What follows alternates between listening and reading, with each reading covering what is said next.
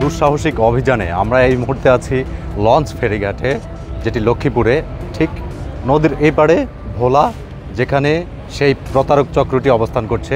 আমাদের গন্তব্য ভোলায়।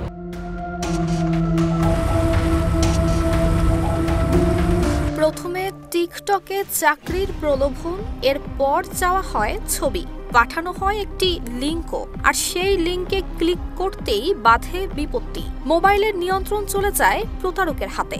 এরপর ছবি এডিট করে নগ্ন এবং অশ্লীল ভিডিও বানিয়ে ছড়িয়ে দেওয়া হয় টেলিগ্রাম গ্রুপে। দাবি করা হয় মোটা অঙ্কের টাকা।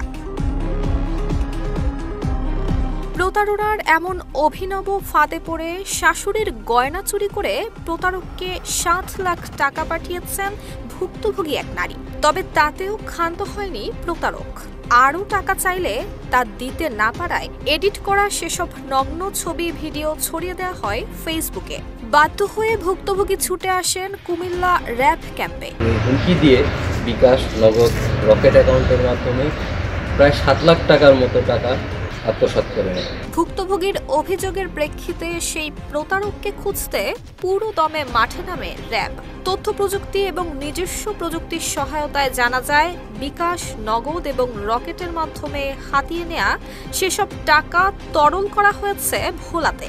এরপরই র্যাবের গন্তব্য নদীবেষ্টিত ভোলা জেলায়। দুঃসাহসিক অভিযানে আমরা এই মুহূর্তে আছি লঞ্চ ফেরিঘাটে, যেটি লক্ষ্মীপুরে, ঠিক নদীর এই পাড়ে ভোলা, যেখানে সেই প্রতারক চক্রটি অবস্থান করছে।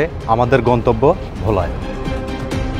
কুমিল্লা এবং ভোলার র্যাবের গোয়েন্দা দল রাতভর ছায়া তদন্ত চালালে উঠে আসে একটি নাম, আব্বাস।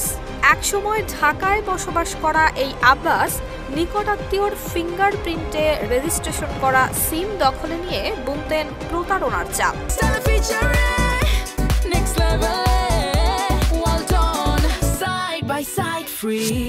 এরপর আব্বাসের খোঁজে র্যাবের গোয়েন্দা দলের গন্তব্য ভোলার তজুমুদ্দিনে। দুর্ধর্ষ সেই প্রতারক চক্রের সন্ধান নিশ্চিত হওয়ার পর এখন আমরা যাচ্ছি সেই প্রতারক চক্রের দিকে। সন্ধ্যা 6টার দিকে তজুমুদ্দিনের ফকিরহাট গোলকপুরের একটি চায়ের দোকানে দেখা মিলে আব্বাসের।